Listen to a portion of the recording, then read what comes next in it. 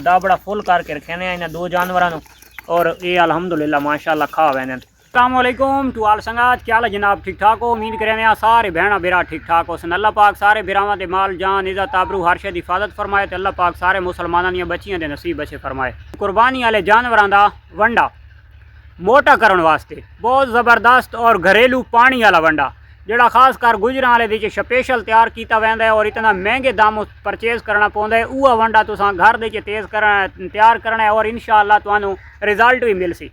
हुण गर्मियां आ गई कुर्बानी दे चाहे बकरेन ते चाहे छतरेन, ठीक हो गया। जेड़े जानवरी दोस्त तैयार करेंदे पैन सब तो पहले जोड़ा दलिया करावना है तो वही डोज सुन गिनो 10 किलो गंदम दे 5 किलो जौ पावने और कम अज़ कम 2 किलो या तो सरसों तो या अगर तारा मीरा पुसू मिल वने तो सब तो बेस्ट है।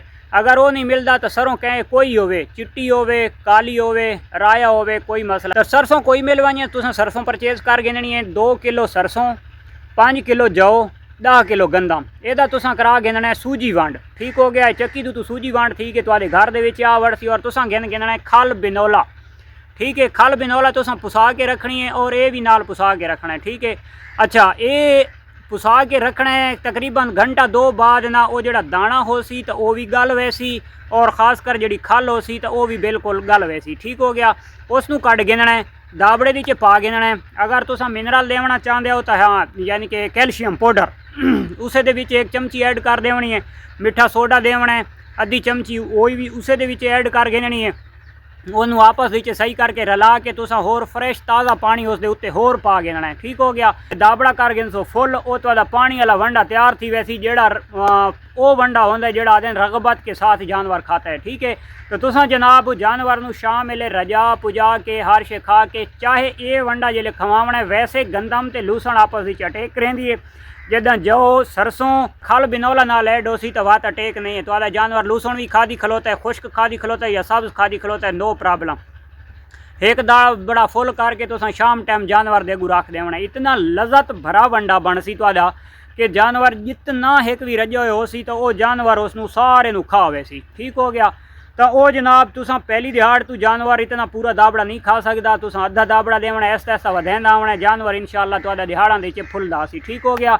लेकिन एक चीज़ का एहतियात लाजमी करना है, खास कर जिस टाइम तुसा हुण खल बिनौला तुसा स्टार्ट करनी है तो इसनू वत तुसा नागा नहीं करना, ठीक हो गया। कहीं किस्म का तुसा नागा नहीं करना।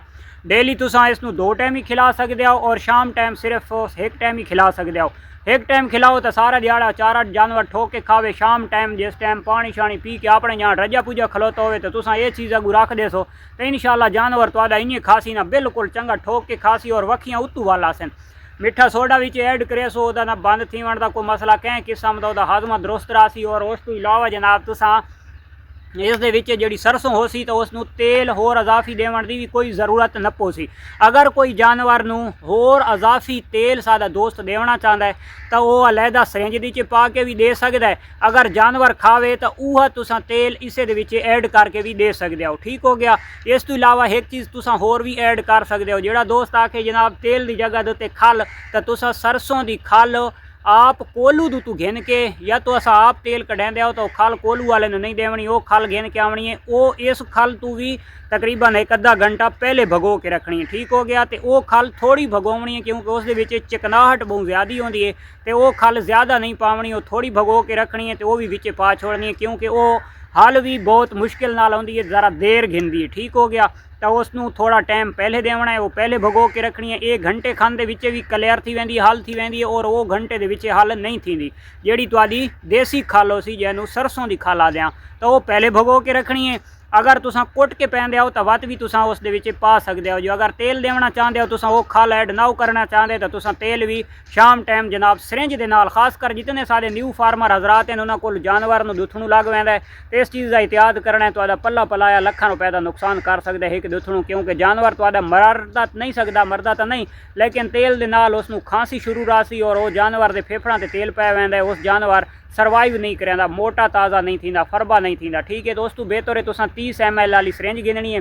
20 cc देंदे हो, 10 cc देंदे हो या 30 ml देंदे हो ਜਾਂ 60 ml ਵੀ ਦੇंदे हो तो तुसां जनाब 2 सरियां भर के ऐसा ऐसा ਉਹਦੇ ਮੂੰਹ ਦੇ ਵਿੱਚ तुसां किरेंदे रसो कदां वास्ते ਤੁਹਾਡੇ जानवर ਨੂੰ खास कर दुथणू न लग सी जेड़ा साडा न्यू फार्मर दोस्त हजरात है। ठीक हो गया तो असीं जनाब शुरू कराई पाया वंडा भी तैयार थी होए तो इंशाअल्लाह वो भी तुसां देख गिन और असां भी इह टोटका इस्तेमाल करेंदे पे जेड़ा टोटका असां अपने दोस्तों के नाल शेयर किया और इसनूं इंशाअल्लाह तुसां इस्तेमाल करे सो पहले नंबर ते तुहाडा जानवर तलखी ना करे सी और दूसरे नंबर दो ते तुहाडा जानवर इसनूं छोड़ के पिछा ना हट सी ठोक के खा गिन सी तीसरे नंबर दो ते जानवर तुहाडा इंशाअल्लाह वेट गेन भी अच्छी करे सी और बिल्कुल रासी भी फ्रेश। ठीक हो गया इस तो अगली इंशाअल्लाह एक नैक्सट वीडियो असां बनेसू खास कर जिन्हें दोस्तों के जानवर तलखी करेंदे पैन तो कमेंट सैक्शन के असां दिखसां अगर कमेंट्स होए अगर जिन्हें दोस्तों के तलखी करेंदे पैन जानवर तो इंशाअल्लाह उस दो एक वीडियो पसां वह बहुत ज़बरदस्त और कीमती जियां हाल है तुहाडे अपने घर दे बारू गिनण की जरूरत ही कोनी और इंशाअल्लाह तुहाडा बकरा है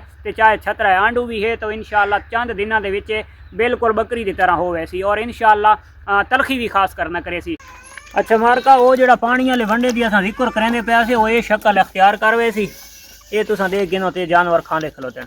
ठीक हो गया तो सरों की वजह तो थोड़ा जिहा कड़वा तो महसूस थींदा जानवर नूं लेकिन जड़ा ना जानवर 1-2 दिन दे विच सही लग वैंदा अगर पहले सरों थोड़ी जी पुसी होवे ना तो साडे कोले राया तो राय की वजह तो थोड़ा कड़वाहट महसूस थींदी है यानी कि उसका जायका आंदा है तो लेकिन जानवर अलहमदुलिल्लाह बड़ा शौक दे नाल इस चीज़ नूं खांदा है दा बड़ा फुल करके रखे ने इन्हां 2 जानवरां नूं और ये अलहमदुलिल्लाह माशाअल्लाह खा वैंदे तो ये जिन कि जी पानी की इन्हां दी कमी होंदी है वो भी पूरी थी वैंदी है और ख़ास कर जी पेट की गुंजाइश होंदी है तो वह भी अलहमदुलिल्लाह पूरी थी वैंदी है। जानवर जिस टाइम रज पुज के कवोके थी के खलोता होंदा है तो इस दाबड़े दे टोटल तकरीबन 5 किलो माल आंदा है जेड़े दे विच टोटल जड़ा तो डोज असां 1 किलो भी पूरी नहीं थी बकाया 4 किलो पानी आंदा क्योंकि खल भी पानी पी के फुल वैंदी है और दूसरा जड़ा तो वो इतना फुलदा को नहीं आता तो टोटल 1 किलो भी नहीं आता तो किलो ही अगर कर गिना तो 4 किलो पानी आता है और 1 किलो टोटल माल आता है और शाम टाइम सिर्फ अस इन्हें देने